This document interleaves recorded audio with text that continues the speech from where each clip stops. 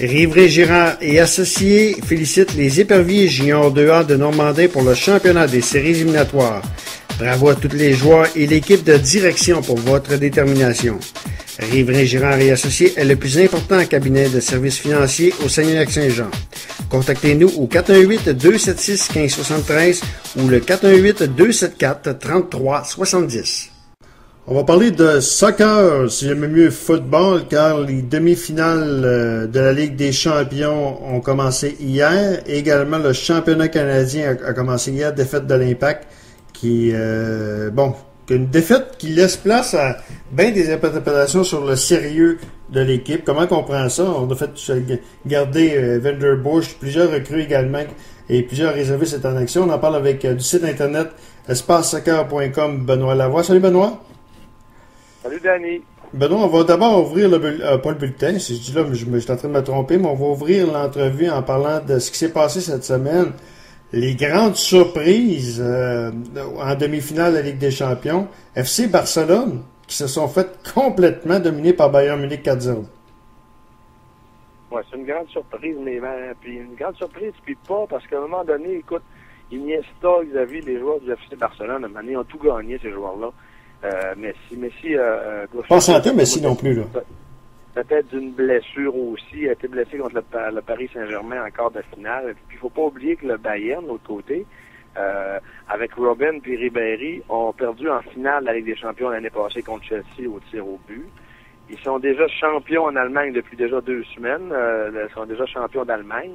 Le Bayern a une super saison. Je regarde leur classement. Ils ont seulement une défaite en 30 matchs. Ils ont 3 nuls, ça veut dire qu'ils ont une super saison. Ils ont toute qu'une équipe. Ça fait que d'après moi, à un moment donné, la roue tourne aussi. Barcelone ne peut pas toujours gagner. Fait que le Bayern, on peut dire une surprise. Le score, le pointage 4-0, c'est une surprise, mais le Bayern, c'est pas une surprise. C'est une très bonne équipe. OK. Mais c'est sûr que, comme tu l'as dit, le Real Madrid, c'est l'équipe, l'FC Barcelone, c'est l'équipe que tout le monde connaît. Mais ça, comme tu as dit, peut-être que la blessure de Messi vient changer également la donne sur l'équipe, là.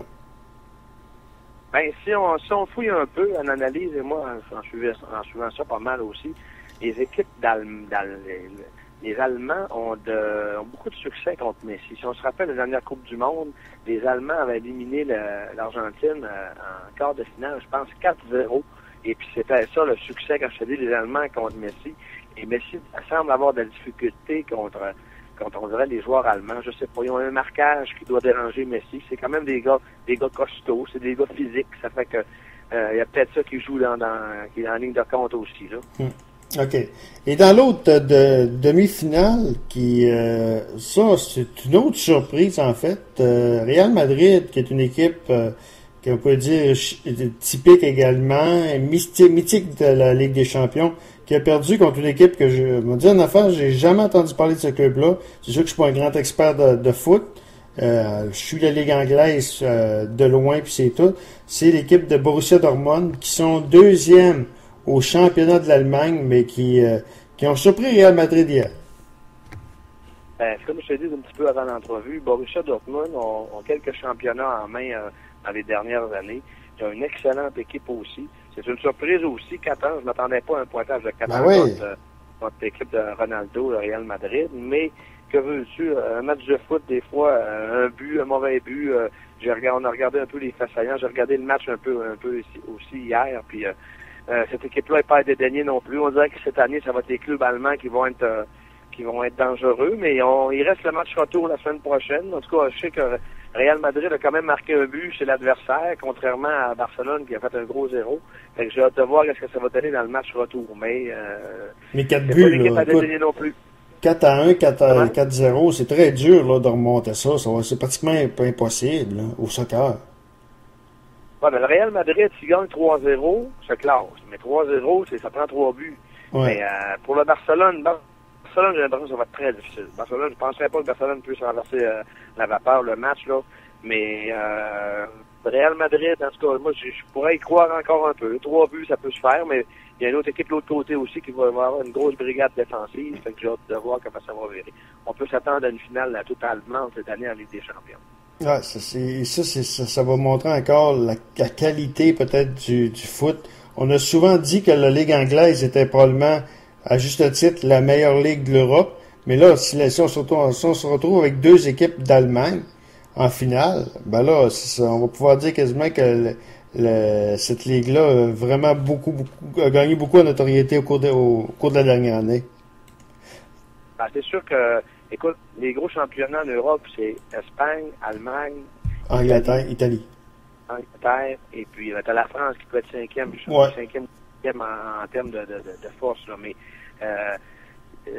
on dit l'Angleterre, c'est parce qu'il y a 4-5 gros clubs vraiment par rapport aux autres pays. On parle de deux gros clubs, 3 gros clubs. Puis en Allemagne, on parle de Bayern de Munich. Le Borussia, on peut le mettre un petit peu, mais ça fait pas longtemps. C'est dans ce sens-là, quand on dit plus gros championnat, c'est au niveau que c'est relevé. Là. Si on parle de 20 équipes en première division, ben, c'est pas 20 super équipes, là, c'est dans ce sens-là. OK. Pendant ce temps-là, hier, là, il y avait la Ligue des champions de l'Europe qui était en demi-finale et il y avait la CONCACAF qui disputait d'abord le championnat canadien et par la suite, il y avait le championnat, la grande finale qui débutait hier au Mexique. Donc, ça a comme défaite de l'Impact chez eux, 2-0.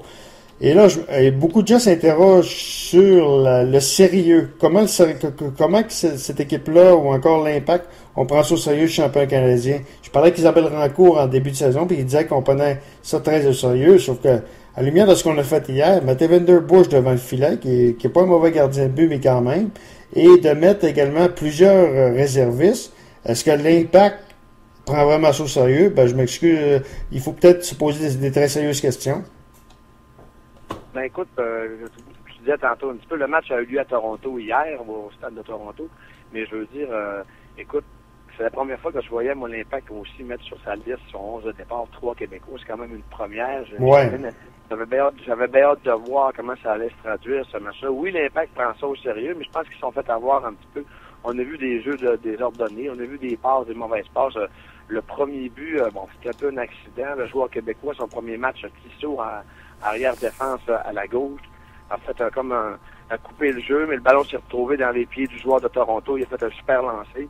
Pour le deuxième but, ben c'est une erreur de l'autre Québécois. C'est malheureux un peu pour les Québécois, mais Ouellet qui a fait une passe un peu, on appelle ça un déchet dans le langage du soccer, une passe à l'aveuglette qui arrive nulle part, pas sur un de tes joueurs. Et là, ben il y a eu une contre-attaque et il y a eu une superbe passe de Toronto et bang, ça a fait 2-0. Et même en fin de match, Tissot encore a fait un drôle de jeu. Il devait être nerveux un peu sur son premier match. Je sais pas, l'Impact, sous quelle danse il voyait ce match-là, parce que, écoute, la gagnante du championnat canadien a quand même une belle accès pour aller jouer dans des clubs mexicains et tout ça. Là. Ben oui, important, mais je sais pas.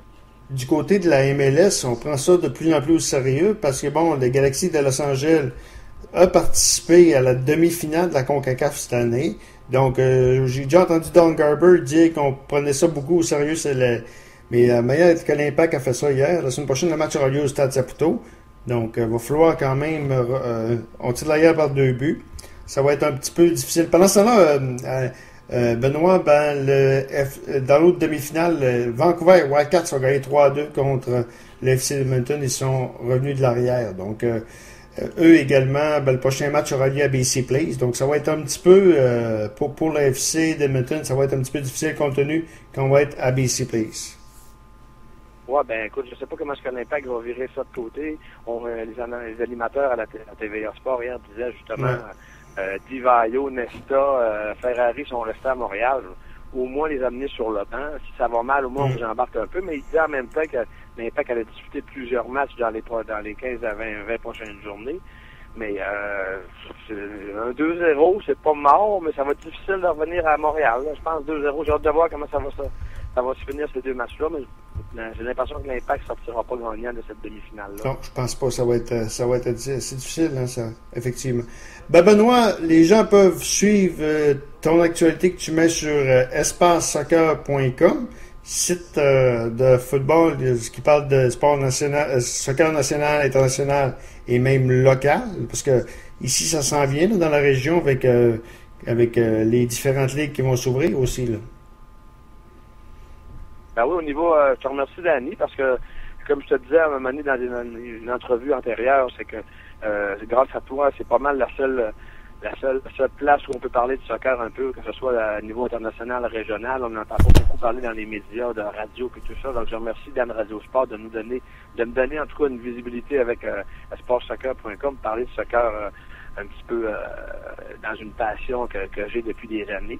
Et il faut rappeler que le soccer régional et le soccer senior, ça en vient. On parle d'une 25-30 équipes masculines et 25-30 équipes féminines. Alors, salut à tous auditeurs et merci encore de parler de soccer sur ton site Internet. Donc, les gens peuvent aller sur espacesoccer.com pour avoir plus d'avantages sur l'actualité soccer nationale, internationale et locale. Benoît Lavoie, on s'en reparle dès que l'actualité dans le monde du soccer l'exige. Merci beaucoup. Voilà, Benoît Lavoie du site Internet espacesoccer.com.